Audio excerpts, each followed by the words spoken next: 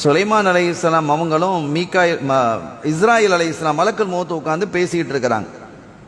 அப்படி பேசி கொண்டிருக்கும் பொழுது ஒருத்தர் இப்படி கிராஸ் பண்ணி போறார். அவரை இப்படி மலக்குல் மௌத் அப்படியே உத்து பார்க்குறாங்க. ஆஹா, சுலைமான் தான் கேட்டாங்க, சுலைமான் நபி கேட்டாங்க, என்ன அப்புறம் உத்து பார்க்குறீங்களே, நீங்கள் உத்து பார்த்தாலே பெரிய ஆபத்துல. ஆமாம், நாளைக்கு இந்த நேரத்தில் இவர் மையத், இப்போ மையத்து நடந்து போகுது, நாளைக்கு இவருடைய ரூஹை பிடுங்க மாற அல்லாஹ் உத்தரவிட்டிருக்கான். ஒரு நாள் தான் இருக்கிறது இவருக்கு, ஒரு நாள் தான் இருக்கிறது. என்ன செய்ய முடியும்? அஜல் வந்தால் போய் சேர வேண்டியதுதான். கொஞ்சம் காலம் கடந்தது, ஒரு நாள் முடிந்தது, பல நாட்கள் முடிந்தது, சில மாதங்கள் முடிந்து ஒரு நாள் சுலைமான் அலைஹிஸ்ஸலாம் அந்த மனுஷனை பார்க்குறாங்க. நாளைக்கு யார் ரூஹு பிரிய போகுதுன்னு சொல்லப்பட்டதோ அந்த மனுஷன் அப்படி நடந்து போகிறான். இவங்களுக்கு பெரிய கன்ஃபியூஸ், இது எப்படி சாத்தியமாயிடுச்சு? அந்த மனுஷன் தானே இவன். என்ன சிலரை நினைவு வைக்க முடியும் இல்லையா? நாளைக்கு இவன் உயிர் ரூஹு போகுதுன்னு சொன்னால் அந்த மனசில் அப்படி ஃபிக்ஸ் ஆகிடும். ஒரு முக்கியமான விஷயம் இல்லையா அது? மறக்கக்கூடிய விஷயமா?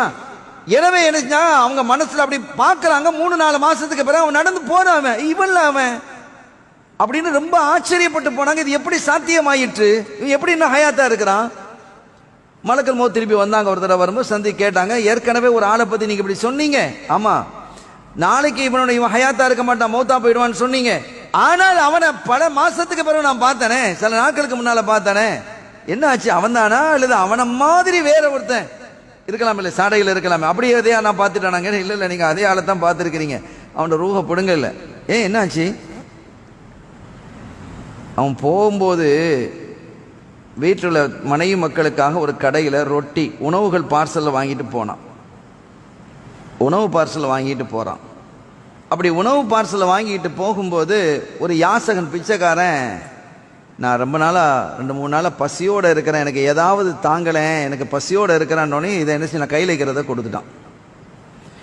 அதை வாங்கி சாப்பிட்டுட்டு அவன் சொன்னான், யா அல்லாஹ், நான் 2-3 நாளாக பசியாக கிடந்த அந்த மனுஷன் எனக்கு உணவு தந்துட்டான், இவனுடைய ஹயாத்தை நீ நீளமாக்குவாயாகன்னு கேட்டான். அல்லாஹ் 40 வருஷம் அதிகமாக்கி இருக்கிறான். இப்போ 2 விஷயங்க இணையுது, ஒன்று சதக்காவும் இணையுது, துவாவும் இணையுது. 40 வருஷம் அதிகமாக்கினான் என்பது மாத்திரமல்ல, இந்த 40 வருஷத்திலையும் ஒரு சிறு பாவம் கூட செய்யாமல் அல்லாஹ் பாதுகாப்பதற்காக வாக்களிச்சிருக்கிறான். அல்லாஹ் நம்மையும் அப்படி பாதுகாப்பானாக. எவ்வளவு பெரிய பாருங்க. அப்ப இந்த தர்மம் என்பது அவ்வளவு பெரிய, அல்லாஹ்வுக்கு ரொம்ப பிரியமானது. கொடையாடி அல்லாஹ், அவனுடைய குணம் தர்மம் செய்வது என்பது.